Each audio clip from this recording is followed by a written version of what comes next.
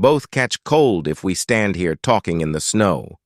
Daughter of Eve, from the far land of Spare where eternal summer reigns around the bright city of Wardrobe, how would it be if you came and had tea with me?" "Thank you very much, Mr. Tumnus," said Lucy, "but I was wondering whether I ought to be getting back." "It's only just round the corner," said the fawn, "and there'll be a roaring fire, and toast, and sardines, and cake." "Well, it's very kind of you," said Lucy, "but I shan't be able to stay long." "If you will take my arm, daughter of Eve," said Mr. Tumnus, "I shall be able to hold the umbrella over both of us." "That's the way. Now, off we go." And so Lucy found herself walking through the wood arm in arm with this strange creature, as if they had known one another all their lives. They had not gone far before they came to a place where the ground became rough, and there were rocks all about, and little hills up and little hills down. At the bottom of one small valley, Mr. Tumnus turned suddenly aside, as if he were going to walk straight into an unusually large rock. But at the last moment, Lucy found he was leading her into the entrance of a cave. As soon as they were inside, she found herself blinking in the light of a wood fire. Then Mr. Tumnus stooped and took a flaming piece of wood out of the fire with a neat little pair of tongs and lit a lamp. "Now we shan't be long," he said, and immediately put a kettle on. Lucy thought she had never been in a nicer place. It was a little, dry, clean cave of reddish stone with a carpet on the floor and 2 little chairs. "One for me and one for a friend," said Mr. Tumnus, "and a table and a dresser and a mantelpiece over the fire. And above that a picture of an old fawn with a gray beard." In one corner there was a door which Lucy thought must lead to Mr. Tumnus's bedroom, and on one wall was a shelf full of books. Lucy looked at these while he was setting out the tea things. They had titles like The Life and Letters of Silenus, or Nymphs and Their Ways, or Men, Monks and Gamekeepers, A Study in Popular Legend, or Is Man a Myth? "Now, daughter of Eve," said the fawn. And really it was a wonderful tea. There was a nice brown egg, lightly boiled, for each of them, and then sardines on toast, and then buttered toast, and then toast with honey, and then a sugar-topped cake. And when Lucy was tired of eating, the fawn began to talk.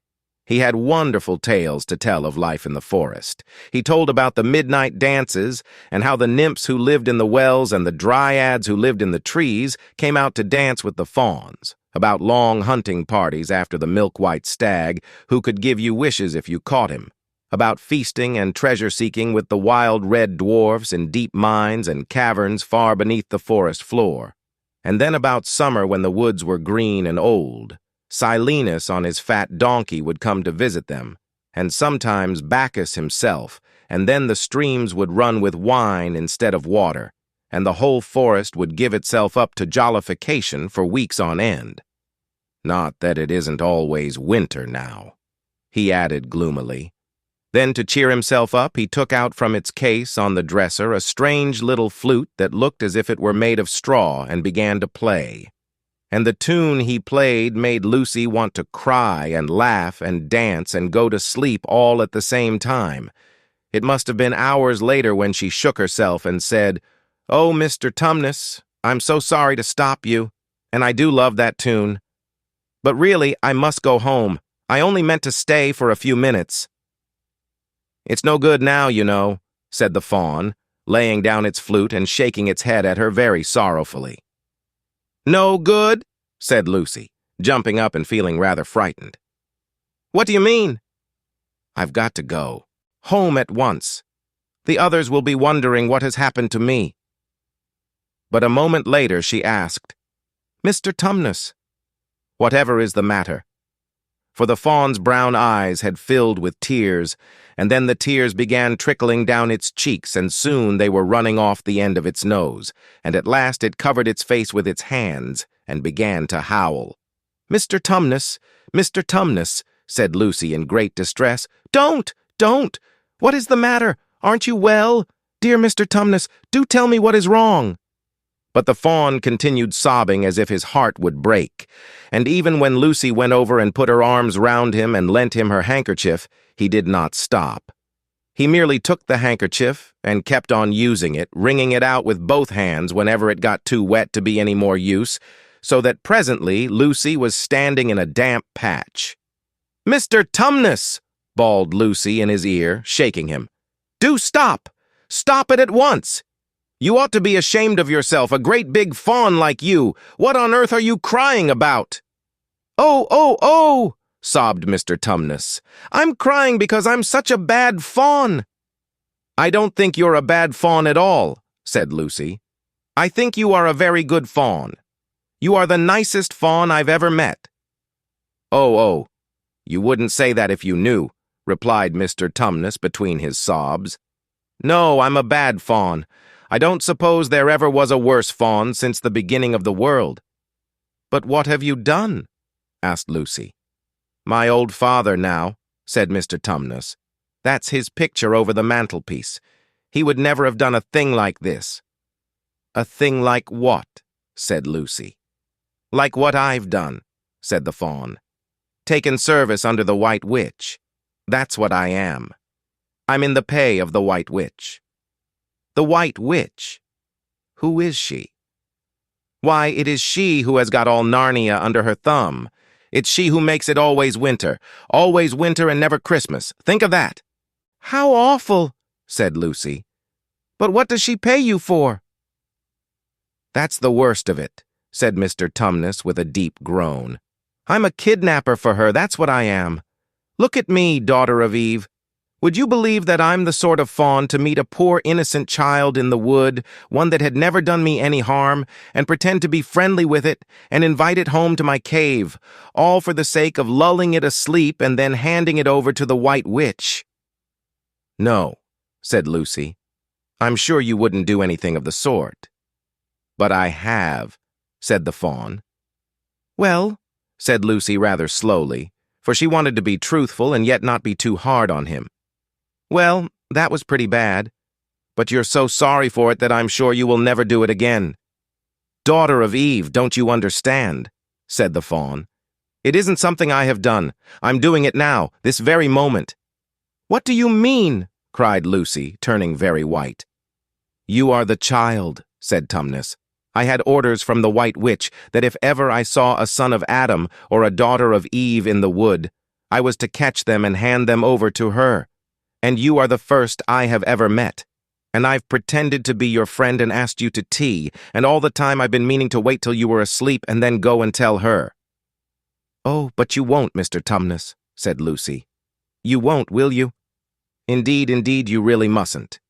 "And if I don't," said he, beginning to cry again, "she's sure to find out, and she'll have my tail cut off, and my horns sawn off, and my beard plucked out, and she'll wave her wand over my beautiful cloven hoofs and turn them into horrid solid hoofs like a wretched horse's.